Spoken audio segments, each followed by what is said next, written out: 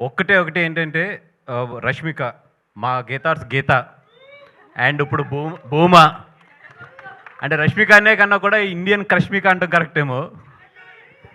అదే కరెక్టా? Yes boss. And నాకైతే మాత్రం లాస్ట్ హాఫ్ అన్ అవర్ నేను చూసిందైతే మాత్రం నిన్న నైట్ నుంచి కూడా నా బ్రెయిన్లోంచి అయితే పోవట్లేదు, అంత ఇంటెన్సిటీ ఉంది. ఒకటే నేను క్లియర్గా చెప్పగలను, థియేటర్లో కూర్చున్న 50% to 60% ఆఫ్ అమ్మాయిల కథ ఇది. ఎందుకంటే చాలామంది అమ్మాయిలు ఎస్పెషల్లీ ఇంట్రోవర్ట్స్ ఎవరైతే ఉంటారో వాళ్ళందరికీ కూడా ఈ సినిమా చాలా బాగా కనెక్ట్ అవుతుంది. అబ్బాయిలు మీరు మాత్రం మీ గర్ల్ ఫ్రెండ్తో ఈ సినిమాకి వెళ్తే మాత్రం క్లైమాక్స్లో చాలా జాగ్రత్త. మీరు మంచి మంచి పర్ల అది ఉంది. మీరు సినిమా అయిపోయిన తర్వాత లేచేటప్పుడు మాత్రం చాలా జాగ్రత్త. ఎందుకంటే మిమ్మల్ని ఆ అమ్మాయి హగ్ చేసుకుందంటే మీరు చాలా మంచి బాయ్ ఫ్రెండ్.